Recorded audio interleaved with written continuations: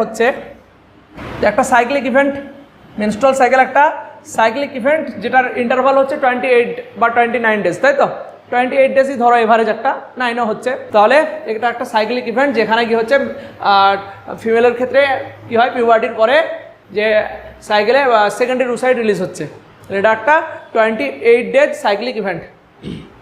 এখানে কিছু টার্ম তোমাদের মনে রাখতে হবে। মেনার্কি, মেনার্কি মানে ফার্স্ট মেনস্ট্রুয়াল সাইকেল, প্রথম যে মেনস্ট্রুয়াল সাইকেলটা হয় সেটাকে মেনার্কি বলা হয়। বলতে পারি ইনিশিয়েশন। তারপর মেনোপজ, মেনোপজ মানে হচ্ছে একটা টাইমে কি হয়, আচ্ছা মেনার্কি হতে পারে একটা টাইমে বলো মেনস্ট্রুয়াল সাইকেলটা আর হয় না, তাই না, মেনস্ট্রুয়াল সাইকেল হচ্ছে না মানে সেকেন্ডারি ওসাইটটা রিলিজ হচ্ছে না, তাহলে এটাকে বলা হচ্ছে মেনোপজ। তার মানে বলতে পারি কি সিজেশন মানে স্টপ হয়ে যাওয়া অফ মেনস্ট্রুয়াল সাইকেল, তাই তো। অ্যামেনোরিয়া মানে কি, অ্যামেনোরিয়া মানে কি হচ্ছে, যে অ্যামেনোরিয়া মানে হচ্ছে মেনস্ট্রুয়াল সাইকেল যদি না হয় তাহলে অ্যামেনোরিয়া, তাহলে এটা হচ্ছে মেনস্ট্রুয়াল সাইকেল এখানে স্টপ হয়ে যাচ্ছে, থেমে যাচ্ছে, হচ্ছে না, তাহলে এটা কিন্তু অ্যামেনোরিয়া কন্ডিশন আর মেনোপজ কিন্তু পার্থক্য আছে। মেনোপজ হচ্ছে একটা টাইমে ফিমেল ইন্ডিভিজুয়াল, আচ্ছা মেনোপজের কত বছর বলা যেতে পারে, অ্যারাউন্ড 40 ইয়ার্স 45 ইয়ার্স, তাই না, এরকম হলে কি হয় টোটালি মেনস্ট্রুয়াল সাইকেল অফ হয়ে যাচ্ছে। আর অ্যামেনোরিয়ার ক্ষেত্রে কি হয় টেম্পোরারি অফ হতে পারে, বা হয়তো কোনো প্রবলেমের জন্য কোনো ডিজিজের জন্য অফ হতে পারে। এটা যেমন ধরো ল্যাকটেশনাল অ্যামেনোরিয়া, যখন মা প্রেগনেন্ট অবস্থায় থাকে তখন যেমন অ্যামেনোরিয়া হয়, তখন মেনস্ট্রুয়াল সাইকেল হয় না, তাই না, তাহলে এটা হয় যে মেনস্ট্রুয়াল সাইকেল স্টপ থাকছে, কিছু টাইম ধরে স্টপ থাকছে, এরকম এটাকে অ্যামেনোরিয়া কন্ডিশন বলা হচ্ছে। ঠিক আছে, তাহলে এরকম কিছু জিনিস হয় সেটা জানতে পারবো। মেনস্ট্রুয়াল সাইকেল একটা 28 বা 29 ডেজের ইভেন্ট, 28 বা 29 ডেজের সাইক্লিক ইভেন্ট, এবং এটা সাইক্লিক ইভেন্ট, এটা ইউটেরাস এবং ওভারিতে ঘটছে, তাই না, ইউটেরাস এবং ওভারিতে জিনিসটা ঘটছে। ঠিক আছে, আর একটা অবশ্যই একটা জিনিস মনে রাখতে হবে, এটা কার ক্ষেত্রে ঘটে, প্রাইমেট না নন প্রাইমেট, প্রাইমেটস, তাহলে এটা টেক্স প্লেস ইন প্রাইমেটস। তাহলে বলো দেখি নন প্রাইমেটের ক্ষেত্রে কি ঘটে, স্টার সাইকেল, তাহলে ওদের ক্ষেত্রে স্টার সাইকেল, ওদের ক্ষেত্রে কিন্তু 28 ডেজ না, ওদের ক্ষেত্রে 6 মান্থ হতে পারে, 3 মান্থ হতে পারে। হ্যাঁ ওরা হ্যাঁ সিজনাল ব্রিডার হয় ওরা, তাই না, তার জন্য একটা সিজন থাকে ওদের। এর ক্ষেত্রে হতে পারে কি ডগ ক্যাট এদের ক্ষেত্রে একরকম হয়, র্যাটের ক্ষেত্রে একরকম হয়, হর্সের ক্ষেত্রে একরকম হয়, এরকম হতে পারে। যাই হোক, তাহলে মেনস্ট্রুয়াল সাইকেলটা 28, তাহলে প্রাইমেট, এটা প্রাইমেটের ক্ষেত্রে দেখা যায়। প্রাইমেটস মানে হচ্ছে যে এখানে ম্যান হতে পারে, এপ হতে পারে, গরিলা হতে পারে, তাই না, এগুলো হচ্ছে। যাই হোক, তার মানে কী হচ্ছে, হিউম্যানের রিসেন্ট অ্যানসেস্টর যেগুলো আছে, যেগুলো রিসেন্ট অ্যানসেস্টর হিউম্যানের সাথে যে সিমিলারিটি, যেমন গরিলা চিম্পাঞ্জি এদের ক্ষেত্রে পাওয়া যায় সিমিলারিটি, এদের ক্ষেত্রেও হতে পারে। যাই হোক, তাহলে এবার জিনিসগুলো ডায়াগ্রামের মাধ্যমে জানার চেষ্টা করব কি ঘটে অ্যাকচুয়ালি এখানে, বা স্টেজগুলো দেখার চেষ্টা করব। ঠিক আছে, এখানে আচ্ছা এই যে লেয়ারটা করছি এটা কোথাকার লেয়ার বলো তো, এন্ডোমেট্রিয়ামের লাইনিং, তাই না, এটা এন্ডোমেট্রিয়ামের লাইনিং। তাহলে এন্ডোমেট্রিয়ামে অবভিয়াসলি কি থাকবে, ব্লাড ভেসেল থাকবে না, ব্লাড ভেসেল থাকবে, এটা ধরো ব্লাড ভেসেল এভাবে থাকছে, এভাবে ব্লাড ভেসেল থাকছে এখানে, মানে এটা বলতে পারে আর্টারি থাকছে, ভেন থাকছে, এরকম লিম্ফ থাকছে, বিভিন্ন রকম সেল থাকছে, গ্ল্যান্ড থাকছে, মোটামুটি এসবগুলো থাকছে এভাবে। তাহলে এটা হচ্ছে এখানে লিখবো, সেটা হচ্ছে চেঞ্জেস ইন এন্ডোমেট্রিয়াম। এন্ডোমেট্রিয়ামে কী কী চেঞ্জ হয়, ইভেন্ট একটা, এটা একটা event, changes in endometrial event. Endometrium মানে এটা ইউটেরাস, ইউটেরাসে কী কী চেঞ্জেস হয় এগুলো দেখবো। এটা জাস্ট আমি আঁকলাম, জিনিসগুলো কী হয় আমি সব তোমাদের এক্সপ্লেন করছি, এটা হয়তো আঁটবে না। তারপর এরপর যেটা হবে যে হরমোন যেগুলো রিলিজ হবে তার আগে এখানে ফলিকেলগুলো আঁকতে হবে। তাহলে এটা changes in ovarian follicle, changes in ovarian hormone,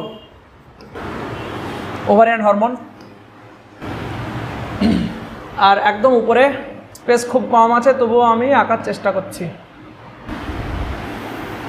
যাই হোক, এটা অতটা বোঝার দরকার না, এটা স্পেস কম আছে বলে এভাবে হলো না, ওটা একটু সঠিকটা, কিন্তু একটু বোঝার চেষ্টা করবে। এটা হচ্ছে চেঞ্জেস ইন গোনাডোট্রপিন। তা গোনাডোট্রপিন মানে LH আর FSH, তাই না, LH আর FSH, তাহলে এগুলো একটু মনে রাখো। দেখো তাহলে এবার আমরা যেটা দেখবো যে যখন মেনস্ট্রুয়াল সাইকেল হচ্ছে অ্যান্টেরিয়র পিটুইটারি থেকে কিছু হরমোন রিলিজ হচ্ছে, অ্যান্টেরিয়র পিটুইটারি থেকে LH FSH রিলিজ হয়। তাহলে এটা যেটা হচ্ছে সবগুলো সাদাতেই করছি মার্ক, এটা হচ্ছে FSH আর এটা হচ্ছে LH এভাবে রিলিজ হচ্ছে। হ্যাঁ, তবে কি বলতো রিলিজ হয় এটা কিন্তু লেভেলটা একটু কম থাকে, রিলিজ হচ্ছে কিন্তু এটা রিলিজ হচ্ছে এবার লেভেলটা একটা টাইমে তো বাড়ছে এটা বলবোই। তাহলে এগুলো রিলিজ হচ্ছে যে এই FSH যেটা রিলিজ হয় না, FSH এর জন্যই কিন্তু কি হয়, এই যে এটা হচ্ছে প্রাইমারি ফলিকেল, এটা সেকেন্ডারি ফলিকেল, এগুলো কিন্তু আমি টোটাল আর আঁকিনি। তোমাকে এটা মনে রাখতে হবে যে আমি এঁকেছি এটা, মানে মনে রাখতে হবে যে এখানে কিন্তু প্রাইমারি উসাইট আছে, এখানে সেকেন্ডারি উসাইট আছে। তাহলে প্রাইমারি ফলিকেল হলো, সেকেন্ডারি ফলিকেল হলো টারসারি ফলিকেল, এটা কি হবে গ্রাফেন ফলিকেল। আর এখানে কি র্যাপচার হচ্ছে মানে এটা ডে 14, তাহলে এখানে একটা ডট দিয়ে দিলাম ডে 14, তাই তো এটা ডে 14, তাহলে এটা গ্রাফেন ফলিকেল, র্যাপচার হচ্ছে গ্রাফেন ফলিকেল এভাবে, যেটাকে ওভুলেশন বলা হয়। এবার গ্রাফেন ফলিকেলের পরে বলো ট্রান্সফর্ম হয়ে যাচ্ছে কর্পাস লিউটিয়াম, কর্পাস অ্যালবিকান্স, এগুলোতে ট্রান্সফর্ম হচ্ছে। তাহলে এই ঘটনাটা ঘটছে। তাহলে এটা হচ্ছে, এবার যেটা হচ্ছে দেখতে পাচ্ছি প্রাইমারি ফলিকেলটা প্রথমে সাইজটা ছোট হচ্ছে, তারপর দেখো সাইজটা ইনক্রিজ হয়েছে, প্রাইমারি ফলিকেলের সাইজটা ইনক্রিজ হচ্ছে, টারসারি ফলিকেলের কিন্তু সাইজটা আরও বেশি ইনক্রিজ হবে, আরও বড় হবে, এবং টারসারি ফলিকেলে কিন্তু অ্যান্ড্রাম থাকে, সেটা আমি আঁকিনি বুঝে নিতে হবে তোমাকে, তাই তো।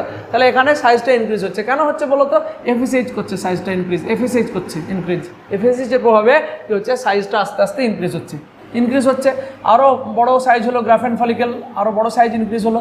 এবার কি হচ্ছে একটা টাইমে ঠিক যখন 14 দিন হবে 14 ডেজ, তখন কী হবে হঠাৎ করে LH এবং FSH এর কনসেন্ট্রেশন বেড়ে যাবে। তাহলে এটাকে কি বলা হয় বলো তো, LH সার্জ।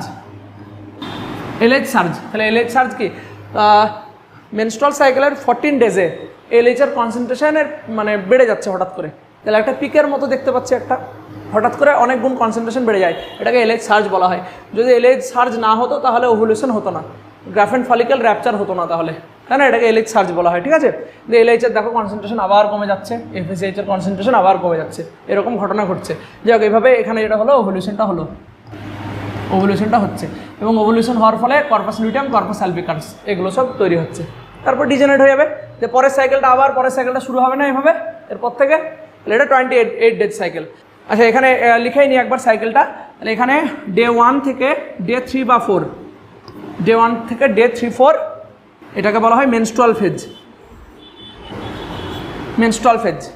ডে 3-4 থেকে ডে 13 বলা যেতে পারে, 14 এর আগে বুঝে নিতে হবে এটাকে বলা হয় ফলিকুলার ফেজ বা প্রলিফারেটিং ফেজ। তাহলে এটা ফলিকুলার বা প্রলিফারেটিভ। তারপর ডে 14 ওভুলেটরি ফেজ, ডে 15 থেকে শুরু করে ডে 28 লিউটিয়াল ফেজ বা সিক্রেটারি ফেজ, তাই না। এটা লিউটিয়াল ফেজ বা সিক্রেটারি ফেজ, টোটাল 4টে phase. Menstrual phase day 1 to day 3 to 4, day 4 থেকে ডে 13 ফলিকুলার ফেজ বা প্রলিফারেটিভ ফেজ, ডে 14 মানে এটা একদিনেরই phase, 1 day 1 phase. Ovulatory phase, luteal phase বা সিক্রেটারি ফেজ ডে 14 থেকে ডে 28, এভাবে হচ্ছে এই ফেজগুলো। তাহলে কী হয়, মেনস্ট্রুয়াল সাইকেলটা 4টে ফেজে ভাগ করা যেতে পারে। এবার দেখো যেটা হয়, প্রাইমারি ফলিকেল যেটা আছে, প্রাইমারি ফলিকেলের সেলগুলো থেকে হরমোন রিলিজ হবে, ইস্ট্রোজেন রিলিজ হবে। আচ্ছা বলো তো, প্রাইমারি ফলিকেল সেকেন্ডারি ফলিকেলের সেল ছিল থিকা সেল, গ্র্যানুলোসা সেল, বলো কোন সেলটা ইস্ট্রোজেন তৈরি করে? গ্র্যানুলোসা সেল। বাহ, তাহলে গ্র্যানুলোসা সেল ইস্ট্রোজেন তৈরি করছে। তাহলে এবার দেখো, তাহলে এখানে অল্প গ্র্যানুলোসা সেল আছে, একটা লেয়ার ছিল, ওই জন্য এখানে ইস্ট্রোজেনের কনসেন্ট্রেশন খুব কম। এখানে লেয়ার যেহেতু অল্প ছিল ইস্ট্রোজেন, তাই তো, তাহলে এখানে যে গ্র্যানুলোসা সেল কম, ইস্ট্রোজেনের পরিমাণ কম হচ্ছে। তারপর দেখো গ্র্যানুলোসা সেল আরেকটু বড় হচ্ছে, ইস্ট্রোজেন বাড়ছে। টারসারি ফলিকেলে গ্র্যানুলোসা সেলের সংখ্যা আরও বেশি হচ্ছে, ইস্ট্রোজেন আরও বাড়ছে, পিকটা দেখো আস্তে আস্তে এভাবে বাড়ছে। তারপর গ্রাফেন ফলিকেলের জন্য ইস্ট্রোজেনের পরিমাণটা বাড়ছে, এরকম হচ্ছে। কিন্তু ওভুলেশনের পরে কমে যাচ্ছে এটা, কারণ এখানে কোনো গ্র্যানুলোসা সেল থাকছে না, র্যাপচার হয়ে গেছে, গ্র্যানুলোসা সেল আর থাকছে না, কর্পাস লিউটিয়াম তৈরি হয়ে গেছে, ওই জন্য দেখো এটা আবার ডাউনওয়ার্ড হয়ে গেছে। যাই হোক, তারপর যেটা হয় দেখো, এবার তারপর যেটা হচ্ছে যে ইস্ট্রোজেন, তাহলে এটা হচ্ছে, এটা লিখে দিই, এটা ইস্ট্রোজেন আর এটা প্রোজেস্টেরন। এবং দেখো এটাকে বলেছে কি changes in ovarian hormone. Oestrogen progesterone তো ওভারি থেকে রিলিজ হয়, প্লাসেন্টা থেকেও হয়, কিন্তু ওভারি থেকেও তো হয়, ওই জন্য এটা লিখেছি। এবার যেটা দেখতে পাচ্ছি দেখো, প্রোজেস্টেরনের কনসেন্ট্রেশন দেখো সাধারণত আগে থেকে বাড়ছে, কিন্তু তারপরে বেশি বেড়ে গেছে, কারণ প্রোজেস্টেরন ক্ষরণ করে কে? কর্পাস লিউটিয়াম না? কর্পাস লিউটিয়ামের প্রভাবে কি হচ্ছে, প্রোজেস্টেরনের কনসেন্ট্রেশনটা দেখো অনেকটা বেড়ে গেছে, এখানে অনেকটা বেড়ে গেছে, পিক লেভেলে চলে গেছে। তাহলে এটা হচ্ছে। এবার দেখো ইস্ট্রোজেন প্রোজেস্টেরনের কনসেন্ট্রেশন প্রথম দিকে ইস্ট্রোজেনের বাড়লো, তারপর প্রোজেস্টেরনের বাড়লো, কিন্তু এরা উভয় কি করে বলো তো? এই দুটো হরমোন কি করে? এদের ফাংশনটা কি? এদের ফাংশন হচ্ছে ইউটেরাসে এন্ডোমেট্রিয়ামের উপর। তাহলে এটা যেটা করে যে মেনস্ট্রুয়াল ফেজের সময় যেটা হয়, মেনস্ট্রুয়াল ফেজের সময় যেটা হচ্ছে মেনস্ট্রুয়াল ফ্লুইড মেনস্ট্রুয়েশন রিলিজ হচ্ছে। তাহলে এখানে ডে 1 to ডে 3-4 ইউটেরাসে যেটা হয় সেটা হচ্ছে এন্ডোমেট্রিয়ামটা র্যাপচার হয়ে যাচ্ছে, এন্ডোমেট্রিয়ামের লাইনিং র্যাপচার হয়ে যায়। এন্ডোমেট্রিয়ামের লাইনিং র্যাপচার হওয়া মানে কিন্তু এখানে যে ব্লাড ভেসেলগুলো আছে, যে লিম্ফগুলো আছে এবং যে সেলগুলো আছে সবগুলো র্যাপচার হচ্ছে, তাই তো? র্যাপচার হচ্ছে, বা যে গ্ল্যান্ডগুলো আছে সব র্যাপচার হচ্ছে, এবং এখান থেকে সেকেন্ডারি উসাইডও কিন্তু থাকতে পারে, এখানে সেকেন্ডারি উসাইডটাও কিন্তু হয়। তাহলে এটা কিন্তু অ্যাকচুয়ালি মেনসেস বা এটা মেনস্ট্রুয়াল ফ্লুইড, তাই তো? এটা মেনস্ট্রুয়াল ফ্লুইড, মেনসেস। তাহলে মেনসেস হওয়ার মাধ্যমে এগুলো সব কি হচ্ছে? রিলিজ হয়ে যাচ্ছে দেহের বাইরে, তাই তো? এবার যেহেতু রিলিজ হয়ে গেছে, রিলিজ হয়ে গেল, তাহলে কি হবে? এখানে নিশ্চয়ই কি যে অনেকটা বড় ছিল লেয়ারটা দেখো অনেকটা কমে গেল। এবার কি করতে হবে? লেয়ারটাকে আবার ইনক্রিজ করতে হবে। লেয়ারটাকে ইনক্রিজ কে করবে? তখন এই যে ইস্ট্রোজেনগুলো ইনক্রিজ করছে আর প্রোজেস্টেরন। তাহলে সাধারণত যেটা হয় যে ডে 14 আগে যে লেয়ারটা ইনক্রিজ করে সেটা কে করে বলো তো? ইস্ট্রোজেন। আর ডে 14 পরে সাধারণত মানে বলছি না যে প্রোজেস্টেরনই করবে, ইস্ট্রোজেনের ভূমিকাও আছে, কিন্তু বেসিক্যালি যেটা হয় যে 14 আগে যে এন্ডোমেট্রিয়ামের যে লাইনিংটা বা থিকেনিংটা ইনক্রিজ করার কাজ করে ইস্ট্রোজেন, আর ডে 14 পরে বেসিক্যালি যেটা করে প্রোজেস্টেরন লাইনিংটাকে একটু ইনক্রিজ করার চেষ্টা করে। এটা হচ্ছে, বুঝতে পারলে তো? তাহলে প্রথম দিকে রোল কিন্তু দুটোরই রোল হচ্ছে এন্ডোমেট্রিয়ামের লাইনিংটাকে ঠিক করা, যাতে কি একটা পসিবিলিটি তো থাকেই যে ইমপ্ল্যান্টেশন হবে। ইমপ্ল্যান্টেশন হলে তো এখানে ইমপ্ল্যান্টেশনটা হয়, এরকম কোনো জায়গায় ইমপ্ল্যান্টেশন হবে না? এটা হয়। তাহলে কি হয়? তার মানে এটা হয় যে ইস্ট্রোজেনের প্রভাবে ইস্ট্রোজেন রিলিজ হচ্ছে ওভারিতে, এবং ওভারি থেকে সেটা গিয়ে কাজ করছে ইউটেরাসের এন্ডোমেট্রিয়ামে, এবং ইস্ট্রোজেনটা এন্ডোমেট্রিয়ামের যে এটা আছে লাইনিংটা আছে এটাকে কী করছে? এর প্রলিফারেশন করছে বা ইনক্রিজ করছে লাইনিংটা। মানে এখানে কি করে? এখানে সেলের ডিভিশন হয় প্রচুর পরিমাণে। এখানে যে গ্ল্যান্ডগুলো সব ডিস্ট্রয় হয়ে গেছিলো সেই গ্ল্যান্ডগুলো আবার দেখো জেনারেট হতে লাগছে, তাই না? এরকম হচ্ছে, মানে এটা রিজেনারেশন হচ্ছে এখানে, এটা হচ্ছে, এবং সাইজটা অবভিয়াসলি ইনক্রিজ হচ্ছে এইভাবে। তাই এটা হচ্ছে। আর ওইদিকে কি হচ্ছে? প্রোজেস্টেরন করছে জিনিসটা, প্রোজেস্টেরন এন্ডোমেট্রিয়ামের লাইনিংটাকে এইভাবে ইনক্রিজ করার চেষ্টা করছে। তো এরকম হচ্ছে। হ্যাঁ, তাহলে ফেজগুলোর নামটা একবার দেখে নেবো যে 1 থেকে 3-4 দিনের যে ফেজটা আছে সেটাকে মেনস্ট্রুয়াল ফেজ বলছি, কারণ এই টাইমে মেনসেস নির্গত হচ্ছে, মেনসেস রিলিজ হচ্ছে ইউটেরাস থেকে, তাই তো? ইউটেরাস থেকে হচ্ছে এটা। তারপরে ডে 3-4 থেকে 14টাকে বলা হয় ফলিকুলার ফেজ। ফলিকুলার ফেজ বলা হয় কারণ এখানে ফলিকেলগুলো ডেভেলপ হচ্ছে, অ্যাকচুয়ালি ফলিকেলগুলো ওভারিতে ডেভেলপ হয়। আর কি দেখতে পাচ্ছি? ওটার অপর নাম হচ্ছে প্রলিফারেটিভ ফেজ। প্রলিফারেশন হওয়া মানে সেলের ইনক্রিজ হওয়া, সেলের নাম্বার, মানে এখানে দুটোই হয়, সেলের নাম্বার ইনক্রিজ হয়, সেলের সাইজও ইনক্রিজ হচ্ছে। হ্যাঁ, এটা হয়। তার মানে এখানে সেলের নাম্বার ইনক্রিজ হয় বলেই কিন্তু এই লাইনিংটা আবার আস্তে আস্তে কিন্তু রিকভার করে আবার কিন্তু অনেকটা বড় হচ্ছে, ঠিক হচ্ছে। ওই জন্য এটাকে বলা হয় ফলিকুলার ফেজ বা প্রলিফারেটিভ ফেজ। এখানে প্রলিফারেশন হয়, তাই তো? তারপরে ডে 14 কি হয়? ওভলিউশন হয়। ডে 14 LH সার্জ বলে একটা ঘটনা ঘটে, যার জন্য গ্রাফেন ফলিকল র্যাপচার হয়ে যাচ্ছে এবং সেকেন্ডারি উসাইডটা রিলিজ হচ্ছে ওভলিউশনের মাধ্যমে। তারপরে যেটা হয় লিউটিয়াল ফেজ। লিউটিয়াল ফেজে কি হয়? এখানে ওভারিতে কি থাকে? কর্পাস লিউটিয়াম থাকছে, তো ওই জন্য এটাকে লিউটিয়াল ফেজ বলা হয়। কিন্তু কর্পাস লিউটিয়ামটা পরবর্তীতে ডিজেনারেট হয়ে যাবে, সেটা আলাদা ব্যাপার। অথবা এখানে সিক্রেশন হচ্ছে, প্রোজেস্টেরন সিক্রেট হচ্ছে, তাই না? এই জন্য সিক্রেটারি ফেজও বলছে এটাকে।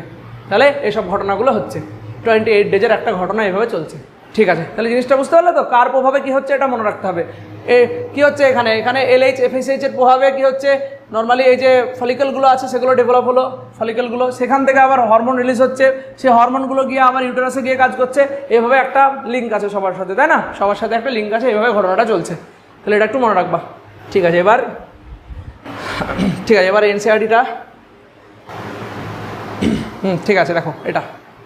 তাহলে দেখো, দেখতে পাচ্ছি এটা এখান থেকে পড়ানো শুরু করেছিলাম যে process of formation of mature female gamete is called oogenesis.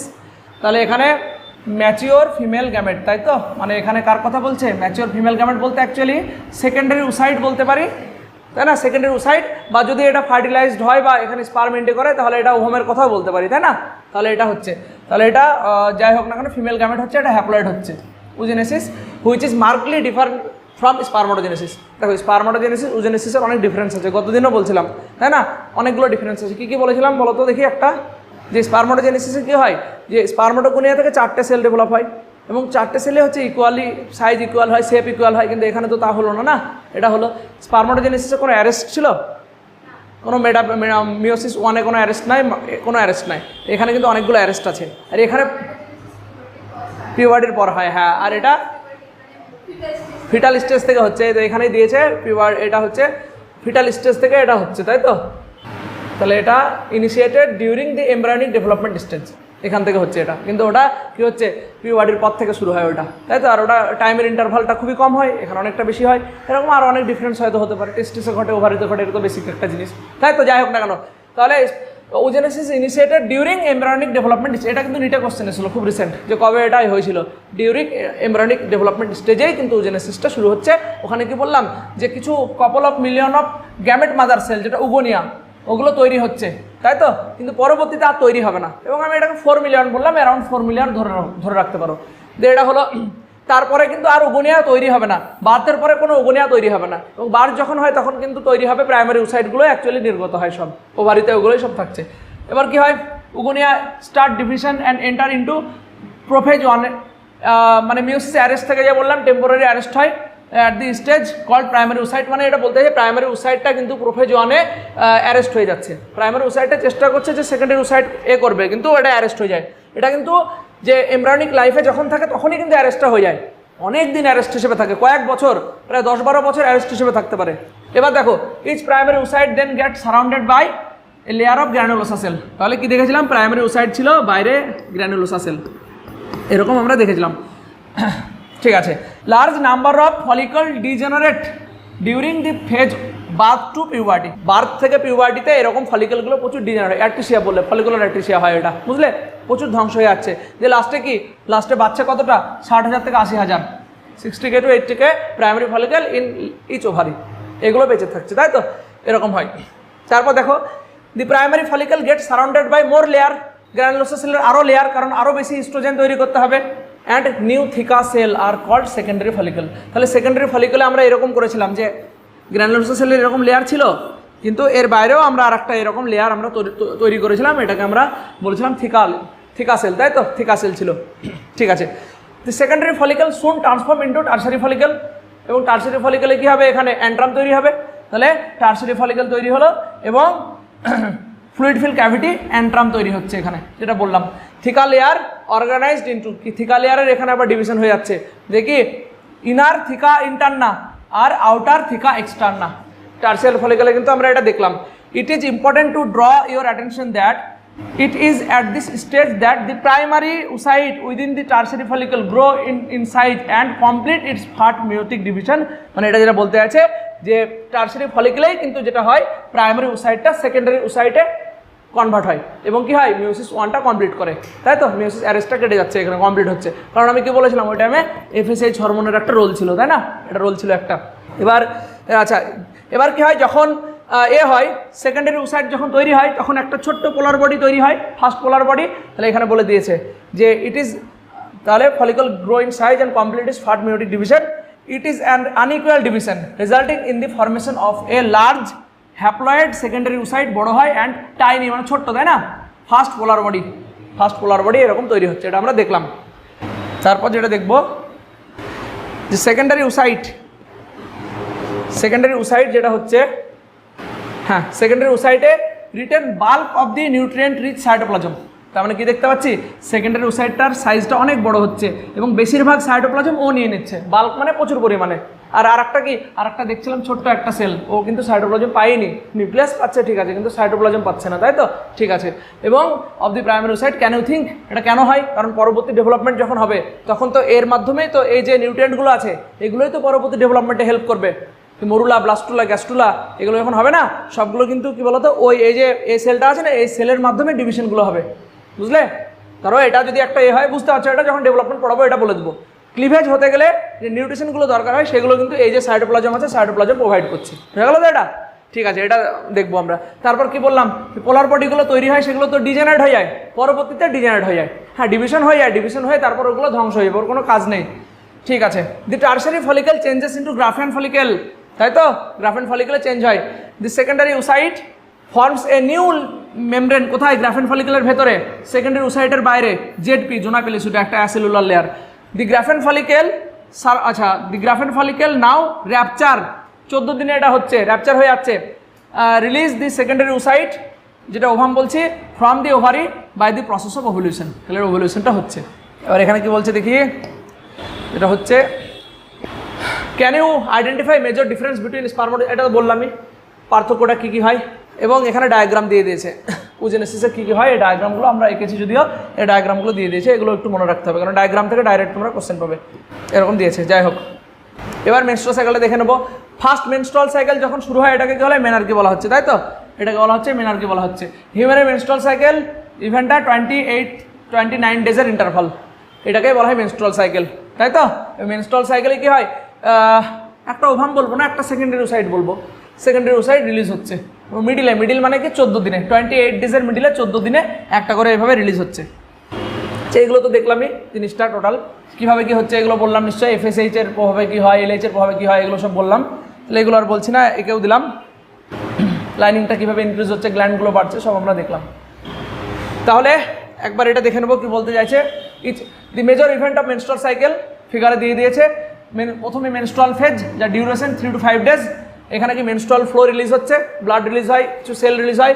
তাহলে এখানে blood vessel, lining of uterus and its blood vessel release হচ্ছে, that come out through vagina. ভ্যাজাইনার থ্রুই তো রিলিজ হবে। আমরা যখন ভ্যাজাইনার স্ট্রাকচার পড়িয়েছিলাম তখন বলেছিলাম যে ভ্যাজাইনার থ্রু কে বেবি ডেলিভারি হওয়ার সময় বেবি রিলিজ হয়, বার্থ ক্যানেলের থ্রু, আর একটা কী বলেছিলাম, ভ্যাজাইনার থ্রু মেনস্ট্রুয়াল ফ্লুইডগুলো রিলিজ হচ্ছে, তাই তো? এটা হচ্ছে, ঠিক আছে। এবার দেখো, এবার যদি মেনস্ট্রুয়াল সাইকেল না হয়, এটাকে অ্যামেনোরিয়া কন্ডিশন বলছিলাম। তাহলে এটা কিন্তু কোন টাইমে হতে পারে? ল্যাকটেশন পিরিয়ডে হতে পারে, প্রেগনেন্সি পিরিয়ডে হতে পারে। কিন্তু অনেকের ক্ষেত্রে, যখন অনেক ফিমেলের ক্ষেত্রে স্ট্রেস কন্ডিশন, পোর হেলথ কন্ডিশনেও কিন্তু মেনস্ট্রুয়াল সাইকেল নাও হতে পারে। তাহলে মেনস্ট্রুয়াল সাইকেল যদি না হয় তাহলে কিন্তু ইনফার্টাইল, তাহলে এটা কিন্তু মানে একটা ডিজিজ বলা যেতে পারে, তাই না? ডিজিজ বলা যেতে পারে, এটা ট্রিটমেন্ট করা অবশ্যই জরুরি। তাহলে এটাই বলছে যে lack of menstruation may be indicative of pregnancy. Menstruation হচ্ছে না মানে ভাবতে পারো যে এটা একটা প্রেগনেন্সি, তার জন্য হচ্ছে না। প্রেগনেন্সি হলে মেনস্ট্রুয়াল সাইকেল হবে না, কারণ অলরেডি একটা বেবি ডেলিভার তো হচ্ছে, মানে কি বলবো, বেবির একটা ডেভেলপমেন্ট হচ্ছে। However it may also cause due to some other underlining causes like stress, poor health, তাই না? স্ট্রেস এবং পোর হেলথের জন্য কিন্তু নাও হতে পারে ডিউরিং দিস ফেজ। আচ্ছা, the menstrual phase is followed by follicular phase. এখানে কি হয়? ফলিকেলগুলো ডেভেলপমেন্ট হয়, primary follicle, secondary follicle, Graafian follicle, tertiary follicle, যাই হোক না, এগুলো সব ডেভেলপ হচ্ছে during this phase. Menstrual phase followed by, এটা হলো during this phase the primary follicle in the ovary grow and become mature Graafian follicle and simultaneously এন্ডোমেট্রিয়ামটাও এই সময় কি হয়? ইনক্রিজ হয়, রিজেনারেট হতে থাকে, যেটাকে প্রলিফারেটিভ ফেজ বলছিলাম। প্রলিফারেশন হয় মানে সেলের ডিভিশন হতে থাকে। This changes in ovary and the uterus আর induced by changes in the level of pituitary hormone LH and FSH, তাই না? এর জন্যই তো এগুলো হচ্ছে, এই চেঞ্জেসগুলো হচ্ছে হরমোনের জন্যই তো হচ্ছে। আচ্ছা, আর ওভারিয়ান হরমোনের জন্য হচ্ছে ইস্ট্রোজেন, প্রজেস্টেরন। ইস্ট্রোজেন প্রজেস্টেরনের জন্য হচ্ছে। সিম্পল জিনিস এগুলো, আমরা বুঝতে পারলাম। লাস্ট জিনিসটা দেখে নিই। দেখো, LH FSH increase gradually during the follicular phase, ঠিক আছে? Stimulate follicular development as well as secretion of oestrogen and progesterone, যেটা বলছে যে LH FSH এর প্রভাবে কি হয়? ফলিকল ডেভেলপ হয়। ফার্দার ফলিকল ডেভেলপ হলে কি হচ্ছে? এখানে ইস্ট্রোজেন প্রজেস্টেরনগুলো আস্তে আস্তে রিলিজ হচ্ছে। এবার দেখো, এখানে বলেছে both LH FSH at an a peak. LH surge বললাম যেটাকে, যে LH সার্জ ওখানে FSH সার্জও হয়, কিন্তু LH সার্জটা একটু বেশি হয়, দেখবে ওর কনসেন্ট্রেশন বেশি রিলিজ হয়। তাহলে কি both LH and FSH at an a peak level in middle of cycle, 14 দিনে হয়।